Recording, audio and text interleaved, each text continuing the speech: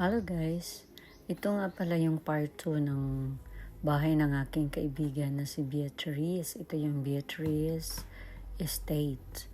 So, ipinapakita ko dito yung kung gaano siya kalapit sa Barangay Road. So, actually, right across Barangay Road na. So, ayan no. Ayan. So, ang ganda pa ng sunset doon. Ito yung nasa may arrow, yan yung may gustong titingin kasi parang magre-rent yata.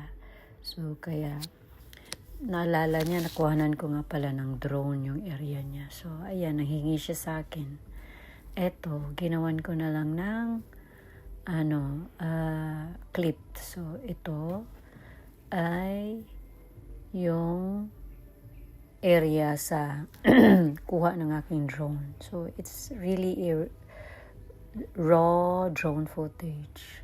So, ako yan yung mga bata. Yan yung mga katulong niya sa asikaso doon sa kanyang mansyon o sa kanyang estate. O, diba? Malaking area nila.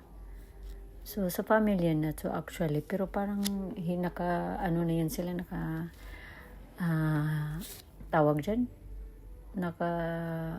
kung kani-kanino itong mga lupa na ito. Ayan, parang kanya-kanya na silang pag-aari, mga magkakapatid. So, yan. O, diba? So, gusto kasi tumingin no, nakapag-isip na magrinta doon sa vacant lot, doon sa kabila. Ito yun, diba? Tinignan natin. Doon sa may left side. Ito yung sa right side ito ng bahay. Ayan, ginawa niya yung area niya yan para meron siyang open area sa loob mismo ng kanyang koral. So, yan. Ito yung sa right side. Inikot ko yata to. So, ito yung time na naglalaro sila ng volleyball pala. Yan. So, kasi mahilig siya mag-volleyball. Magkasama kasi kami sa trabaho before sa ABI. Pareho kasi kaming player ng volleyball. Ayan, hanggang ngayon, naglalaro pa rin siya kasama niya yung mga bata. Yan siya, yung naka-block. Ayan. So, ano talaga yan? Duckling. Ano ba yung duckling sa Tagalog? Basta, yun na yun. Yun yung area na yan, no? Ayan. So, yung aerial niya.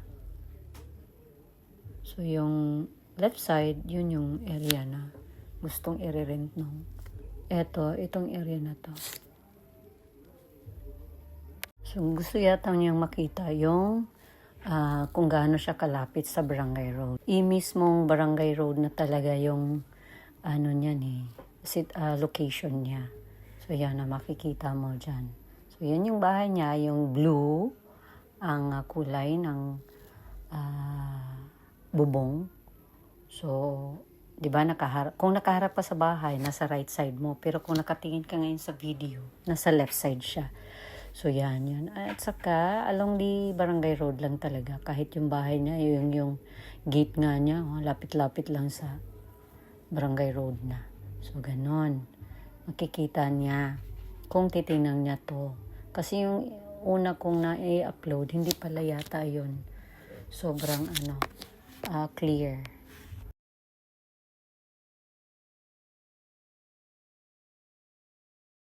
So, ayan, yung bahay ni Beatrice, yung kaibigan ko, kung sa aerial mo titingnan sa around afternoon time, sunset, ay ang ganda. So, diba, tingnan nyo. Yan yung may arrow na pula, yung circle na may arrow na pula, yan yung area na yan. So, ayan, at saka, syempre, yung paligid niya, merong mga mangga, ay ako yung nga pala yan. Pagpasensya nyo na. So, sensya na ako nga pala yan kasi nga pinaano ko yung drone ko. Change ko yata yung battery nito yung time na yun. So, ayan. Yes, yun yung time na change ko yung battery. Kasi nga, meron kasi akong 3 battery. So, ayan. Pwede ko siyang ibalik muna kapag nalulubat. So, ayan. Inikot-ikot ko lang sa lugar ng aking kaibigan na area. So, ang lawak, no? Ang dami rin mong lilinisin. Ayan, naglalaro sila ng volleyball. Tapos, tignan mo yung background niya. Ang ganda ng sunset, o diba? Uy, hindi lang nila na amalaya na kaganda-ganda yung view, sunset view. Ayan, naglalaro sila. Yun yung kaibigan ko naka-block. Medyo lumaki na kasi nga, diba? May edad na tayo. Pero, back to business tayo. Ayan, habang naglalaro sila. So, pinaikot-ikot ko na lang yung, kasi gusto din niya makuha na ng drone, yung aerial footage, yung kanyang lugar. So, yun yung pala yung Barangay Road. Ayan, pinakita ko na naman ulit. So, yun yung may arrow kanina na puti. Tapos, nilagyan ko ng Barangay Road. Yan. Pero, Diyos ko Lord, makita mo yung sunset sa area lang. Ganda-ganda. Hindi nila nakikita yan kasi nga ako lang din yung nagpapalipad ng drone. Tsaka lang nila tinignan pagkatapos. So, ayan, ang ganda, no? Napaka-peaceful. Ayan. So, nakakapag-relax tingnan. Maganda nga sana ito kung meron siyang audio. Nung pagkakuha ko nito, walang audio. Kaya kailangan mag-voice over para merong audio. Meron din naman kasing drone na may audio. Makukuha na yung sinasabi mo. Ang ganda, super ganda ng sunset. Ayan, naglalaro pa rin sila. I think this time around is mga past 5 na. Or 6. Kasi medyo madilim-dilim na yung time na to. Lalaro pa rin sila. Yan yung may arrow na nilagyan ko Barangay Road. So, yan. Yan yun. Kasi gusto makita yata nung titingin na gaano siya kalapit sa Barangay Road. So, yan talaga not right. Along the Barangay Road lang talaga. So, yan. Medyo gabi na kasi may shadow na sila. Ayan. Ganda pala tingnan si Babaw. Blue color kasi yung gusto niyang kulay sa may atok. Bubong. Ayun. Bubong pala yun sa Tagalog. Ayan, guys. Naglalaro pa rin sila.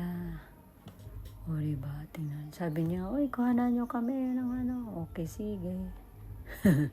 Kalaban niya yung 3 bata. Kasama niya yung isa. So, naglalaro sila.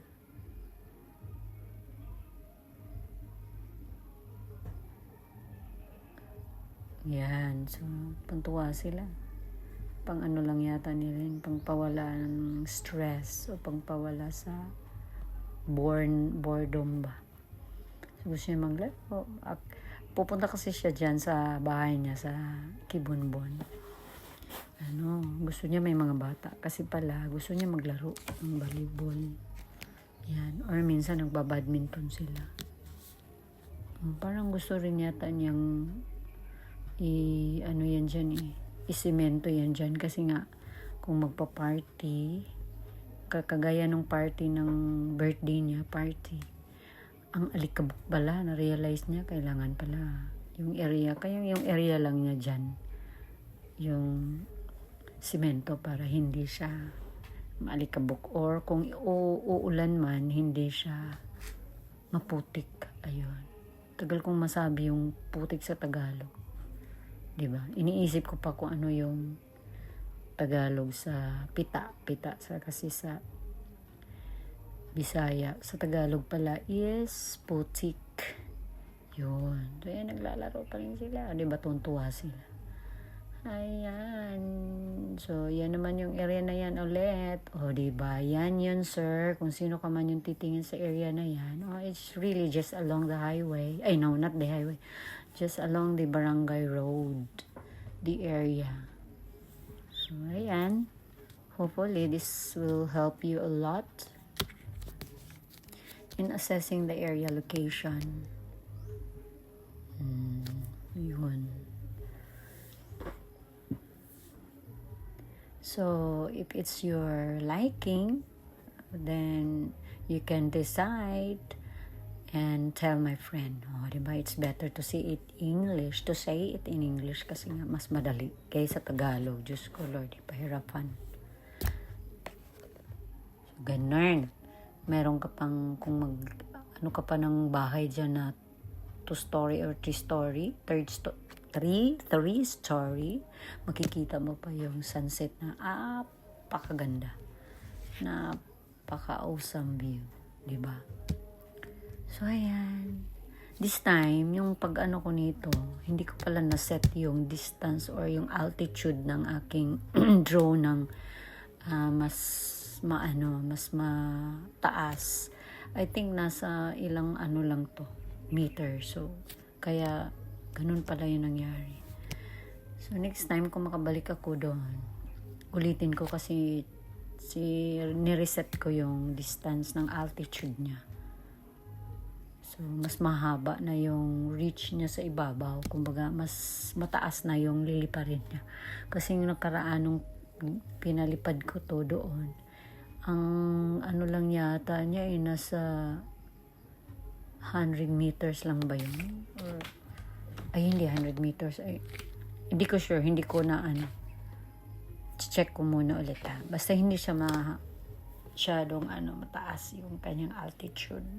Kasi nga, hindi ko pa na-set pala. So, ayun, set ko na ngayon. Ayun, nasa max na yung altitude niya.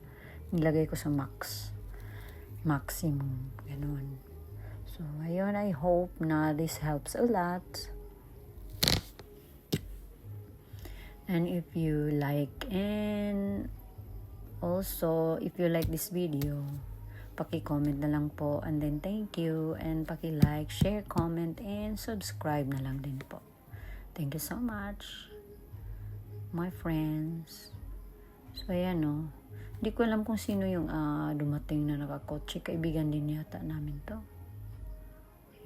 Kaibigan namin o sa tapat.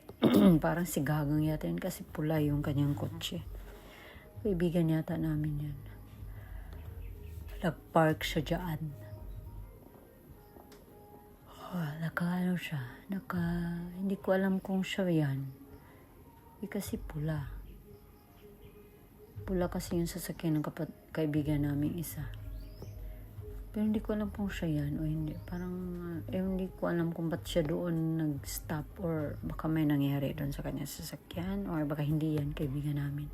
Ibang, yan. Ibang sasakyan niya, ibang may-ari.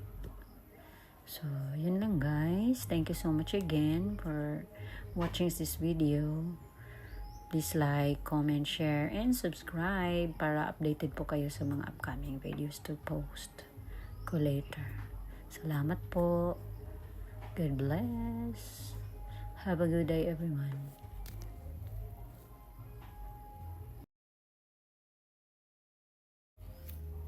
Naglaro pa rin talaga sila hanggang yata yan, yung gumabi na hindi na nila makita yung bola. Saka sila naglaro. Lumang nilaro nila volleyball pa rin pala. Akala ko nagbabadminton na sila. So yan. Yun yung ginagawa nila. Kaya gusto niyang magpunta dyan. Badminton na pala yung ginagawa nila. Yun, badminton na nga. Hindi na pala volleyball yung nilalaro nila dyan. Badminton na pala. Diba? So, lang niya yan. Pampapawi siguro. Pang unat-unat sa kanya mga kabutuan. Ano ba yung buto? Mga kasukasuhan. Mga ganun. Hirap talaga sa Tagalog, guys. So, ganun lang. And then, ayun, salamat ulit sa panonood. Ayun ulit, this is Janet A. channel. Thanks for subscribing, liking, and commenting my video. God bless. Thank you so much. Bye.